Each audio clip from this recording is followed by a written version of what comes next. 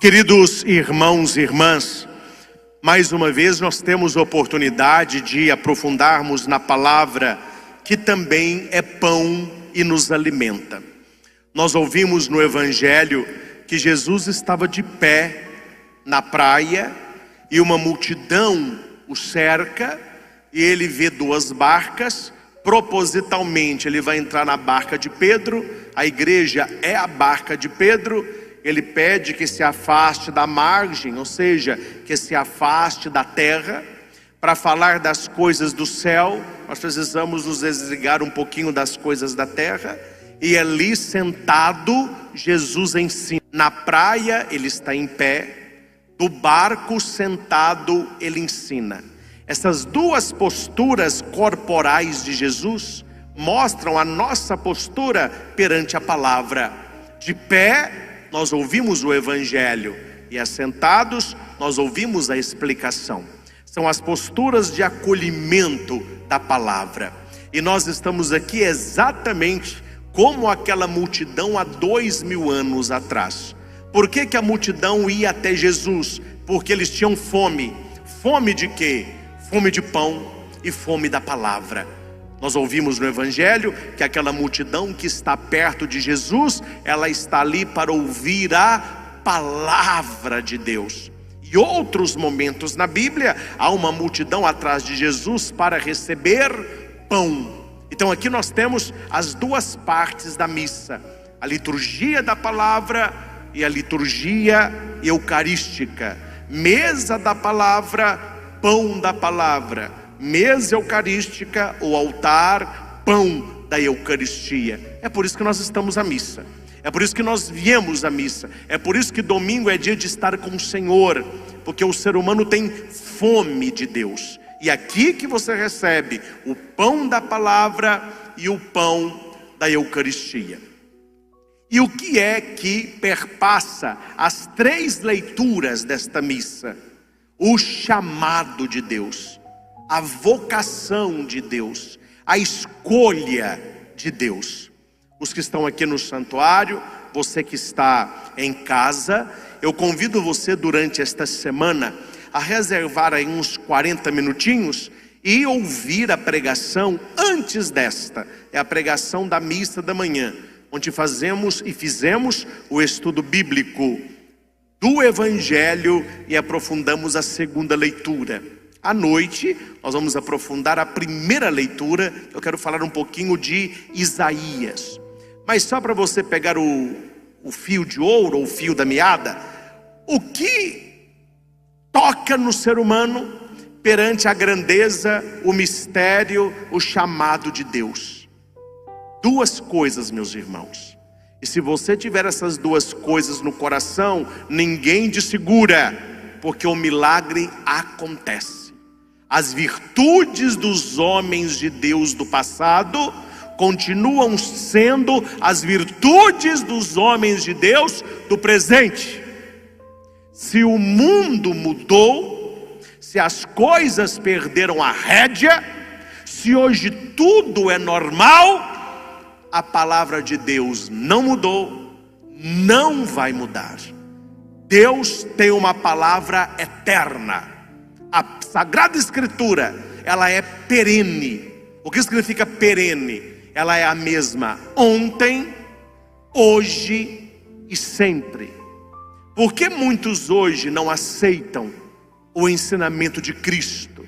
Por que muitos hoje veem na igreja um rival? Por que muitos hoje nem frequentam a igreja mais?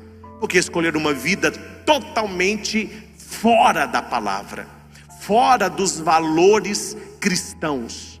Nós respeitamos os valores de todo mundo, mas nós defendemos os nossos valores. E os cristãos têm valores próprios daquele que segue a Cristo.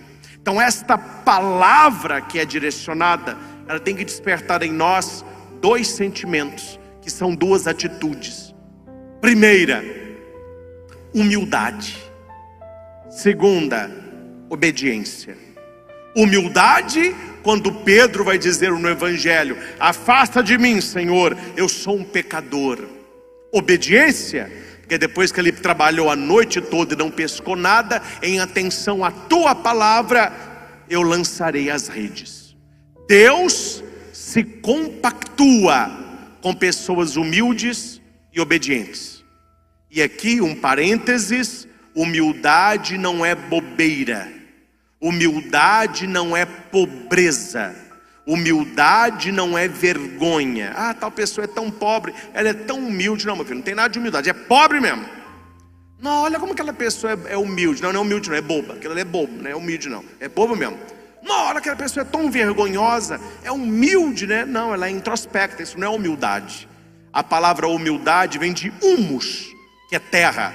Humildade é você saber que o ser humano é finito, mas você tomar consciência dos talentos que Deus te deu. Uma pessoa humilde, ela sabe quem ela é. Ela não perde tempo tentando falar quem os outros são, e ela cresce. Humildade é você olhar no espelho da verdade e reconhecer perante Deus a sua insuficiência por aquilo que Ele pede, tendo a confiança de que Ele haverá de contemplar e completar com a sua graça. É o que ouvimos na segunda leitura. Paulo vai dizer: olha, eu não sou digno de ser chamado apóstolo, eu sou como se fosse um abortivo. E por que eu não posso ser chamado apóstolo? Porque eu persegui a igreja de Deus. Ou seja, ele tem noção de quem ele é, do que ele fez, mas ele vai dar um salto. Mas pela graça de Deus eu sou o que sou, porque sua graça me dispensada não foi estéril. Na primeira leitura nós temos Isaías, e não vamos aprofundar isso, mas só para citá-lo. Isaías, ele vê a glória de Deus, e ele vai dizer: eu estou perdido, porque eu vi o Senhor dos exércitos. Veja, meus irmãos, quando Pedro toma consciência de quem está no seu barco, ele se reconhece indigno. Afaste de mim, eu sou um pecador. Paulo, quando é chamado para a missão, ele tem noção de que ele eu não posso ser chamado apóstolo, eu sou um abortivo, eu persegui a igreja de Deus. Isaías, vendo a glória de Deus, ele vai dizer: ah, eu estou perdido, porque eu sou um homem de lábios impuros.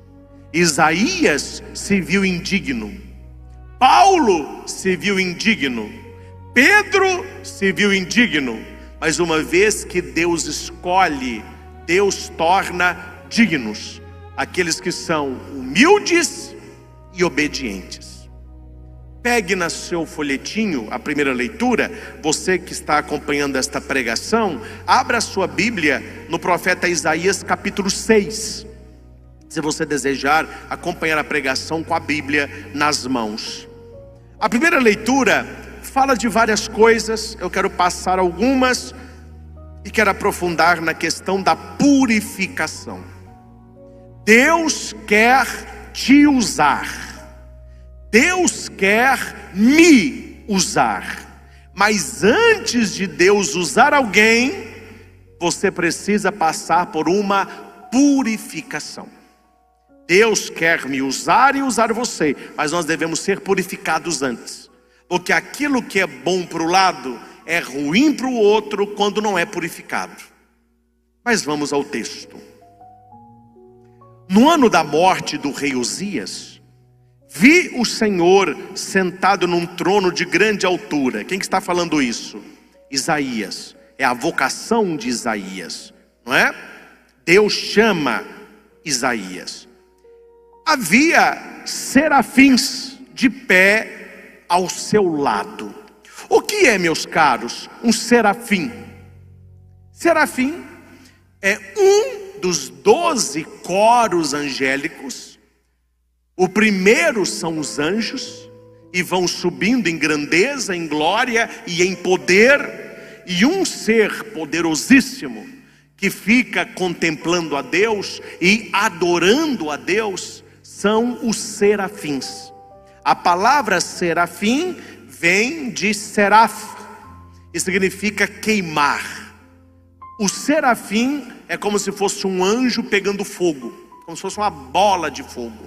E a Bíblia vai dizer que eles têm 6 pares de asa. Ou seja, 3 pares de asa. Eles têm 6 asas. As 2 de cima tampam o rosto perante a glória de Deus. As asas do meio, eles voam. E as asas de baixo tampam os pés, que é o caminho de Deus, o mistério de Deus, o mandado de Deus. E esse fogo que eles têm são seres incandescentes, anjos que pegam fogo. Não é um fogo que queima. Esse fogo do serafim é o fogo do zelo pelo Senhor. O meu coração arde de zelo pelo Senhor. Então são seres adoradores, são os serafins, poderosíssimos. Eles queimam de glória, não é? E eles cantavam o chamado triságio. Qual é o triságio da boca dos serafins? É o Kadosh do hebraico, que em português traduziu por Senhor, que já é uma tradução do latim, que é Dominus, né? Então aqueles serafins, isso cria na sua cabeça. Isaías está vendo aquilo, Deus no seu trono, os serafins pegando fogo ao redor de Deus, e eles gritavam Kadosh. E cada Kadosh que eles gritavam, uma palavra forte, Kadosh, o templo tremia, os gonzos tremiam, e ali entrou uma fumaça misteriosa. Que fumaça que é essa? A fumaça no Antigo Testamento é sinal da presença de Deus. Fumaça e nuvem é a mesma coisa no Antigo Testamento. Uma coluna de fumaça acompanhava o povo de Deus no deserto, ou uma nuvem. Na tenda da reunião, onde estava a Arca da Aliança, Moisés entrava, a nuvem baixava. No alto do Sinai, eles viram uma fumaça, um fogo de Deus, uma nuvem. Jesus, quando é batizado, da nuvem sai a voz: este é meu filho muito amado. Jesus, quando sobe aos céus, ele some no meio da nuvem. Nuvem é a presença de Deus. Então esta fumaça no templo recorda o Sinai, recorda o tabernáculo e recorda o incenso. Nas missas solenes, toda missa pode se usar. Eu deixo para as missas solenes para dar essa definição de liturgia, que o visual manda muito. Mas nas missas solenes, você já viu o padre, auxiliado pelos acólitos, que ele vai incensando o altar com o turíbulo. E neste, busca lá para mim, no turíbulo se coloca o que no turíbulo? Brasas, brasas incandescentes. E na naveta, que é como se fosse uma lâmpada mágica, é igual uma lâmpada, uma naveta, tem o incenso. Então o acólito apresenta para o padre o turíbulo com a brasa incandescente, o outro abre a naveta com incenso, o padre pega o incenso e joga no turíbulo. Hora que o incenso, que é uma resina aromática, ela cai na brasa, ela derrete. E ela derrete e sai uma fumaça. Esta fumaça com cheiro bom é o incenso, que significa esta fumaça de Deus. É por isso que nas missas se incensa o altar, que é o Senhor. Por isso que o padre começa a missa, o padre beija o altar, termina a missa, o padre beija o altar. É o ósculo, não o ósculo da falsidade, o beijo de Simão. Você trai o filho do homem com um beijo. Não, é um ósculo no próprio Cristo, que é o altar. Se incensa a palavra de Deus, sinal de Deus. Se incensa o Santíssimo Sacramento, sinal de Deus. Se incensa o crucificado, sinal do amor de Deus. Na hora das ofertas, o acólito ele vai incensar o padre, que na hora da missa é alter Christus, é o que preside a celebração. Incensou o padre, o acólito vai para frente do altar e incensa o povo. A assembleia reunida é sinal de Cristo, é sacramento de Cristo. Então esse uso do turíbulo, quando tem na missa, você verá aquela fumaça. Mas que fumaça que é essa? Não é? É o incenso, que é um sinal da presença de Deus.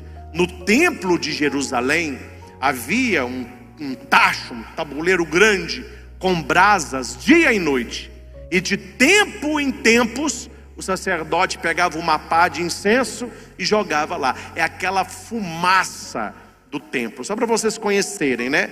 Então este utensílio aqui, ó, se chama turíbulo. Se usa nas missas solenes, é dentro dele que se coloca o incenso. Se abre aqui, né, tem uma cordinha.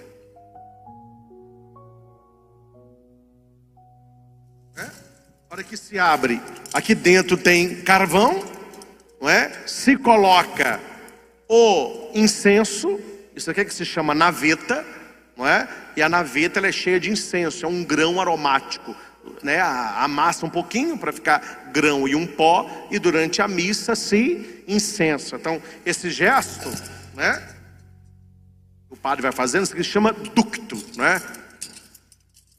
Acho que chama incensação. Tem ductos triplos e ductos duplos. Aquilo que é muito obrigado. Aquilo que é presença real, você incensa 3 de 3. Aquilo que é sagrado, mas não é a presença real naquele momento, uma imagem, não é? O altar das ofertas, se incensa 2 de 2. Santíssimo Sacramento, sempre 3 de 3. Presença real do Senhor no Santíssimo, presença real do Senhor na palavra. Isso é uma curiosidade, que aí talvez a gente nunca explicou isso, e as pessoas ficam, eu fui à missa, o padre usou lá um defumador, parece que a bolsinha do padre tá pegando fogo, tem uma piadinha assim, né? O pessoal não sabe essas coisas. Então eu estou contando para você entender que isso se chama turíbulo, tem brasas incandescentes. Então esta fumaça, ela é bíblica. O queimar o incenso é o sinal da presença de Deus. Então o templo encheu de fumaça. Até aí é uma teofania. Theos, phanos.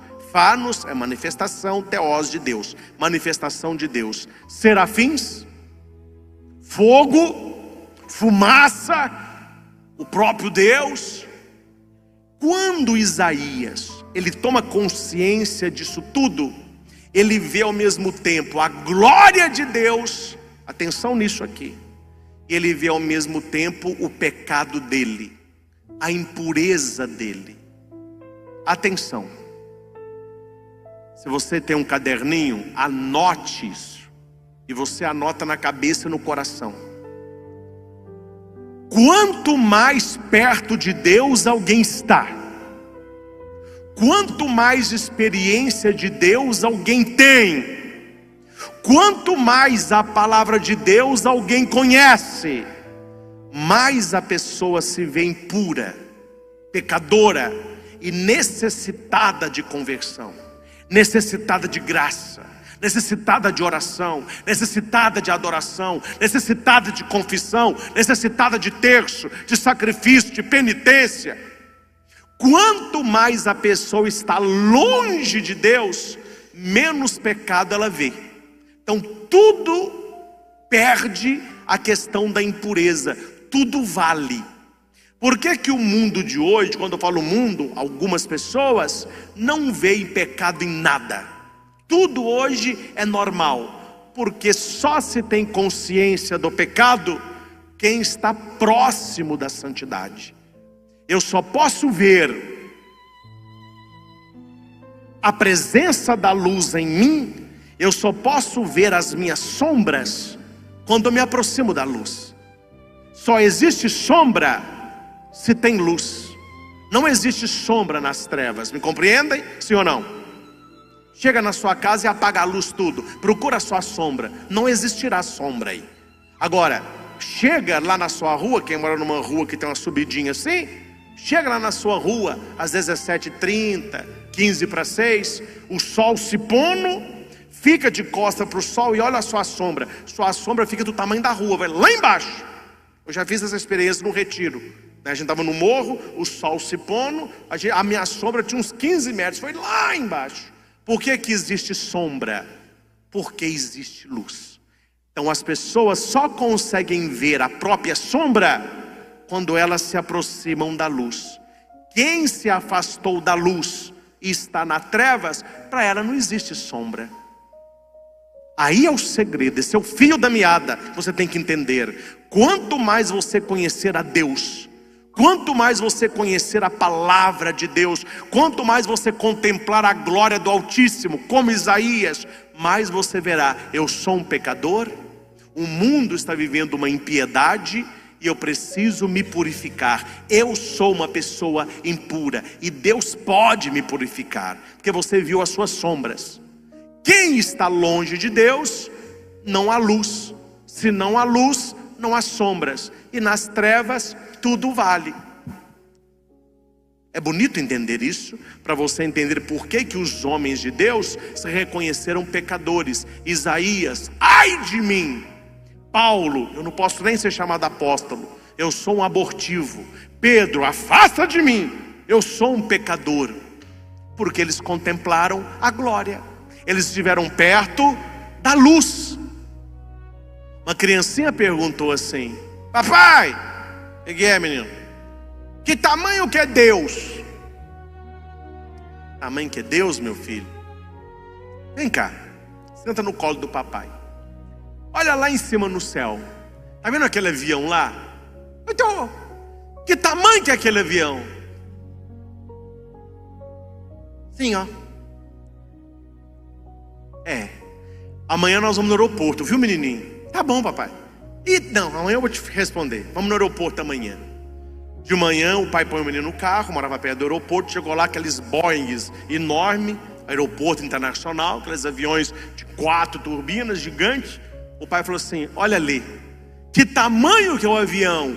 Nu! Gigante. É bruto. É desse tamanho. Aí o pai falou: entendeu? O tamanho de Deus depende da distância que estamos dele. Se você está longe de Deus, ele é desse tamanho. Mas se você está perto de Deus, ele é grandioso. Conta para os outros isso.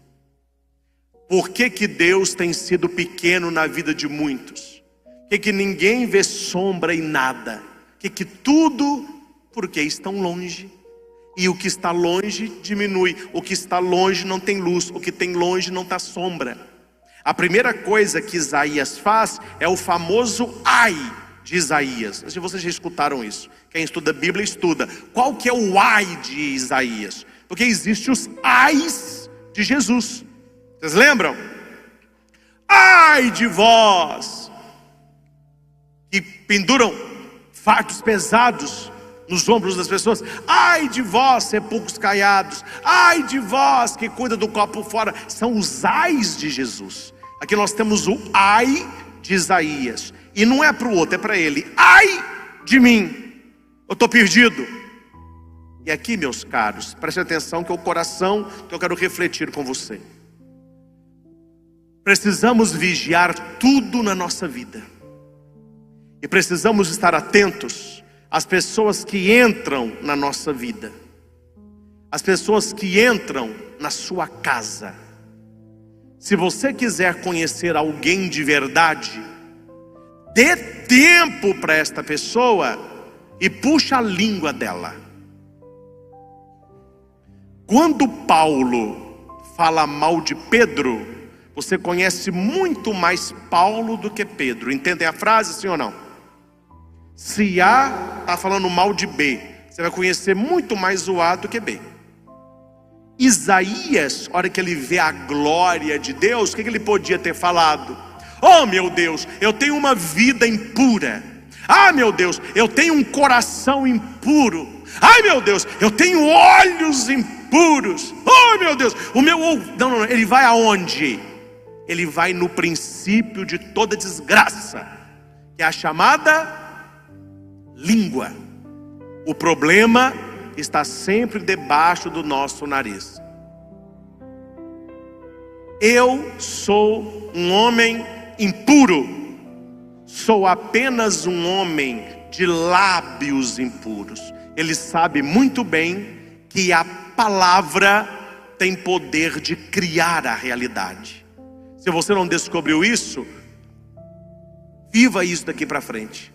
Deus cria o mundo pelo poder da palavra. Você cria o seu mundo pelo poder da sua palavra. E não é bom falar mal nem de si e nem dos outros. Não é só não falar mal dos outros, é também não falar mal de você. Há pessoas que têm uma boca negativa, uma boca que profetiza desgraça para a própria pessoa, a boca limitante. Porque para mim é tudo mais difícil, para mim nada dá certo.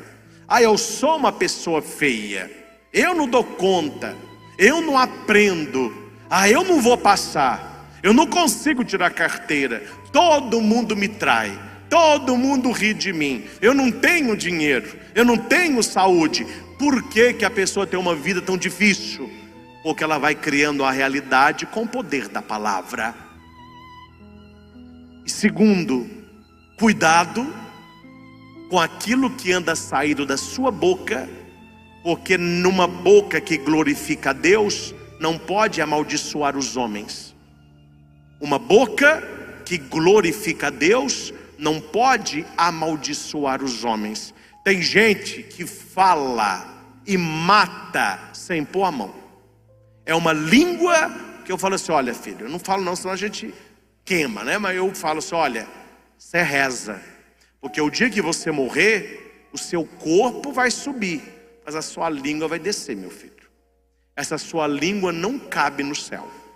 Tem um santo que pediu para Deus para ele ver o inferno, e no sonho ele viu o inferno, um lugar escuro, como se fosse um castelo, quase pegando fogo, aquele auê todo. Ele falou: mas que sofrimento, que sofrimento. A hora que ele olha do castelo, sai um tapete vermelhinho. Ele falou assim: mas que coisa, tudo aqui é muito feio, mas o tapete de primeira qualidade, um tapete persa, vermelho, bonito. Aí ele começa a andar no tapete, tapete sedoso. Aí chegou um anjo e falou com ele assim: abaixa e olha de que é feito o tapete. Quando ele abaixa e puxa, vem na mão dele uma língua. O tapete era todo de língua. Aí ele perguntou assim: mas o que é isso? Ele falou: olha, foram a pessoa que morreu e foram para o céu, mas a língua só coube no inferno. É uma história. Mas para você entender que nós devemos vigiar a nossa língua. Gente, toda língua fofoqueira procura um ouvido desocupado. Se tem quem fala, é porque tem quem ouve. Se as pessoas não ficassem ouvindo mimimi por aí, não haveria tanta boca falando, pois não haveriam ouvidos ouvindo. Não seja bobo. Não vou falar inocente, não, é bobo mesmo. Uma pessoa que só chega para você para falar mal de alguém, ela chegará para alguém para falar mal de quem? De você. Então cuidado com pessoas que não sabem conversar, não tem um assunto legal, falando de coisas construtivas, falando de ideias, falando de sonhos, falando de sentimentos. Tem gente que só sabe falar de pessoas. E um conselho de padre para você: pode falar que fui eu que disse. Afaste de pessoas que falam demais. Quando eu falo falar demais, não é alguém que comunica demais. Então vocês vão se afastar de mim, porque eu não falo pouco, né? E padre, ó, vai longe. Se eu começar a falar, não para. Não é a comunicação. Gente que fala o que não constrói. Me desculpe a franqueza, viu? Toda família tem o que leva e traz. A minha tem, a sua também tem. A pessoa vai numa casa, comenta uma coisa, vai na outra, comenta outra, vai na outra, comenta outra. A hora que você vê a confusão armada, a pessoa sai como o quê? Vítima. Ela nunca assume. Eu não falei por mal, eu falei para ajudar. Sua boca. Estou mentindo? Eu tive uma boa intenção. Meu caro, a tua palavra era doce como mel, mas a sua intenção era amarga como fel. Falou o que quis, fez o circo, separou a família, separou amigos, denegriu pessoas e ela sai como a boazinha da história. Jesus vai dizer que nós seremos salvos ou condenados pelas palavras que falamos. Precisamos ser como Isaías. Ó Senhor, eu tenho os lábios impuros. O que Deus falou para Isaías? Você tem o quê? Os lábios impuros. Você não presta. Cai fora do templo. Eu vou escolher outro. Não foi isso que aconteceu, não. Você tem lábios impuros? Eu tenho.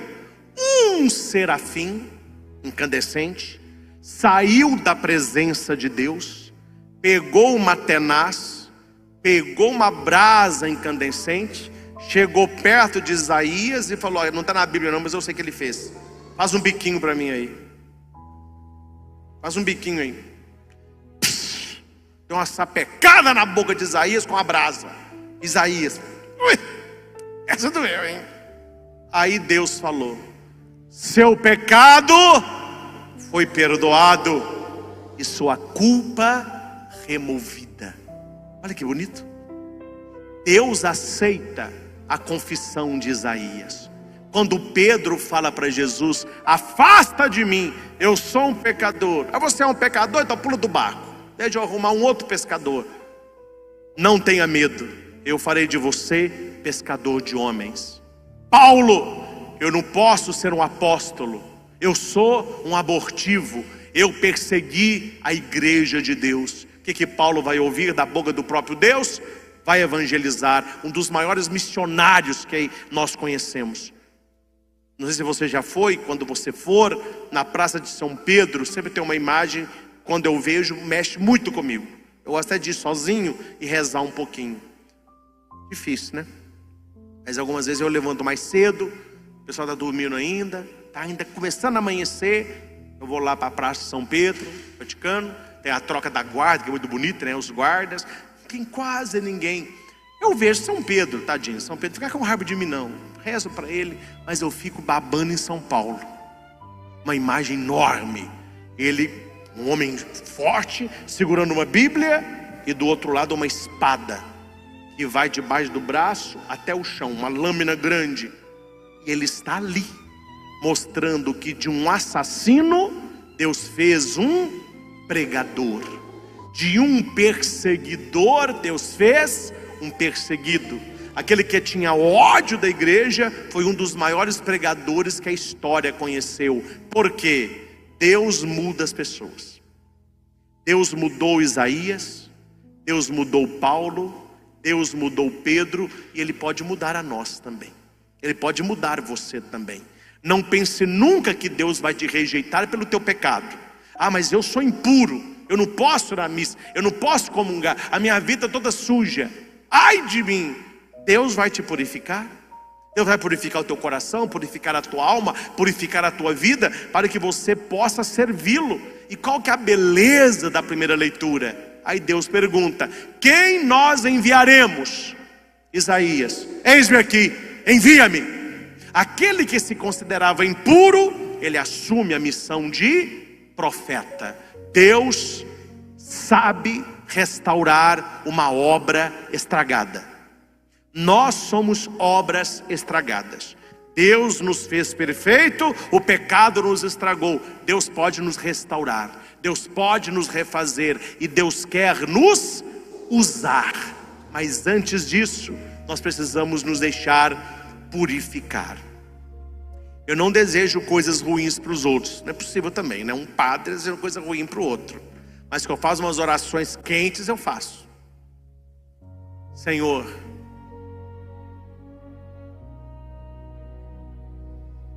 vou falar nada, mas o Senhor sabe o que tal pessoa está falando, não sabe?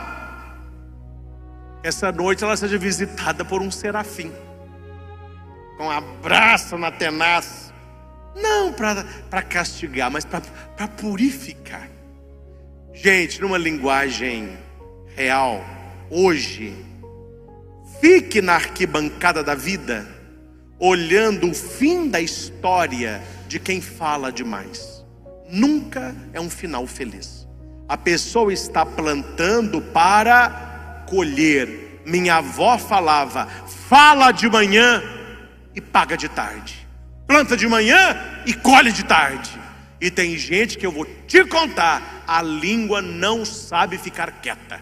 É um músculo mais pesado do corpo, a pessoa não consegue segurar.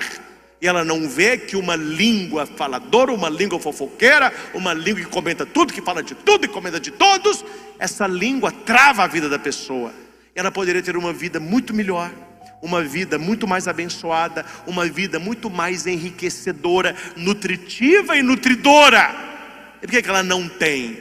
Porque a língua está atrapalhando o relacionamento com Deus. Isaías não foi pobre nada. Primeira coisa que Isaías falou com Deus: eu tenho um lábio impuro, eu tenho uma boca impura. Deus o purificou. Então aqui, essa semana nós possamos pensar nisso. Como anda a minha boca? O que anda saindo da minha boca? Pensa na sua família, pensa no seu trabalho, pensa na sua turma da escola ou da faculdade. Quando reúne aquela turminha, não tem sempre uma turminha reunida, rindo? O que é o assunto ali? É um assunto que Cristo poderia participar? É um assunto que edifica? É um assunto que faz crescer? É um assunto que alimenta? O que anda saindo da nossa boca? Segunda questão das duas: as pessoas que chegam até você, elas trazem o que para você? Alimento ou lavagem? As bocas que falam com você são bocas de bênção ou bocas de maldição? São bocas que falam de ideias, de projetos, de sentimentos, ou são bocas que falam de pessoas? E finalizo com o pensamento: não interessa se é verdade, acima disso, a caridade. Ah, padre, eu falo porque foi mesmo, aconteceu isso.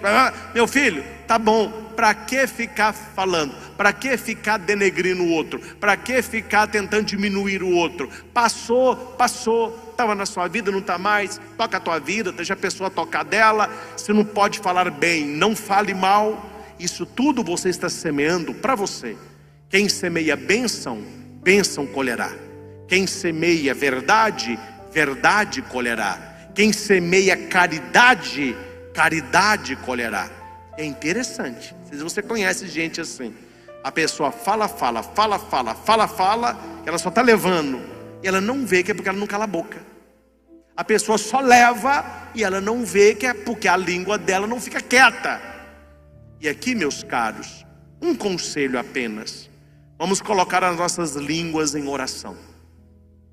A língua mais perto é a minha aqui, né? Eu vou cuidar da minha, cuide da tua. Vamos colocar as nossas línguas em oração, porque o contexto que nós vivemos é um contexto difícil. Há uma tradução bíblica que Isaías vai dizer assim: eu vivo no meio de um povo impuro e por isso eu tenho lábios impuros. É muito difícil você ter uma língua tomada pelo Espírito, se você vive no meio de gente linguaruda. A tendência é sempre a gente comentar. Não é que nós somos pessoas ruins, mas a pessoa chega com um comentário, a gente é muito curioso: ah, mas como que foi? O que aconteceu? Então nós temos que rezar: meu Deus, coloca um freio na minha boca. Senhor, purifica a minha boca com a brasa de um serafim. E aqui para nós a coisa é mais séria, viu? Eu não vou amenizar não, a coisa é mais séria. Isaías teve a sua língua purificada por uma brasa. Pegou uma tenaz. Agora me respondam, senhores e senhoras: o que vale mais? Uma brasa na nossa boca ou a Santíssima Eucaristia que a gente recebe em cada missa? O que tem mais poder para nos purificar? Um carvão incandescente ou o corpo de Cristo na hóstia consagrada? E daqui a pouco, na maioria das línguas aqui, inclusive na minha, estará o corpo de Cristo. Então toda vez que você comungar, toda vez que você pegar a hóstia sagrada e colocar na sua boca, peça: Senhor, purifica a minha língua e apaga o meu pecado. Assim como o serafim purificou a boca de Isaías com a brasa, como que hoje Deus purifica as nossas bocas com a Eucaristia. Com a Eucaristia. Permitamos viver essa realidade. Permita-se hoje, na hora da comunhão, quando você receber a hóstia sagrada e colocar na sua boca, peça a Deus: Senhor, purifica a minha boca. E aqui, meus caros, vou falar uma verdade rasgada para vocês. Se os outros falam, se os outros comentam, se os outros criticam, deixa eles para lá. Sua alma, sua palma. Quem fala prestará conta pelas palavras. Que chegue a você, mas que não continue depois de você. E que possamos pensar: a minha boca tem sido manancial de graça, minha boca tem sido manancial de bênção. Eu tenho abençoado com palavras as pessoas ao meu redor. Quando chega a mim uma pessoa triste, eu consigo com a minha palavra alegrá-la. Quando chega uma pessoa que perdeu a fé, eu consigo com a minha palavra acender no coração dela a chama da crença. Quando chega uma pessoa que acabar com a própria vida, eu consigo valorizar a sua história. A nossa boca tem bênção ou maldição. É impossível sair da mesma boca, da mesma fonte, água salgada e água doce. É preciso tomar partido, é preciso escolher o lado. Que nós possamos ter uma boca como do profeta Isaías, tocada pela glória de Deus, para que possamos hoje, com anjos e santos, repetir o que ele ouviu da boca do serafim: Santo, Santo, Santo, Senhor Deus do universo. Os céus e a terra proclamam a vossa glória. Hosana nas alturas. Bendito que vem em nome do Senhor. Hosana nas alturas. Lembrou? O santo da missa. Naquela hora da missa, os serafins estão presentes. A gente não vê, mas tem muito anjo nesse lugar. E eles cantam a glória de Deus. E nós somos chamados a cantar também o Kadosh. Kadosh, que é o santo. Não mais para tremer a igreja e os gonzos, mas para sacudir o inferno. Deus quer usar você. Deus quer abençoar você. Deus quer fazer de você profeta das nações. Mas enquanto, meu filho, a sua boca não for purificada, enquanto a sua língua não for purificada, enquanto o nosso prazer está em falar dos outros, em denegrir os outros, em fofocar dos outros, nós seremos espectadores da graça e não seremos canais dela. Saiamos dessa atitude passiva e nos coloquemos nas mãos de Deus. E a cada missa que participarmos, e a cada Eucaristia que recebemos, o corpo de Cristo tocou a minha língua, tocou a minha boca. Minha culpa foi removida, o meu pecado foi perdoado. Que Nossa Senhora nos ajude nesta caminhada a falar menos e a guardar as coisas e refleti-las no coração. Nossa Senhora do Silêncio, silenciai-nos. Louvado seja nosso Senhor Jesus Cristo. Para sempre seja louvado. Você que está conosco pelos canais no YouTube, escreva aí agora: a minha boca é canal de bênção. Todos vão escrevendo aí. Eu sei que é muita gente, deixa eu subir as mensagens. A minha boca é canal de bênção.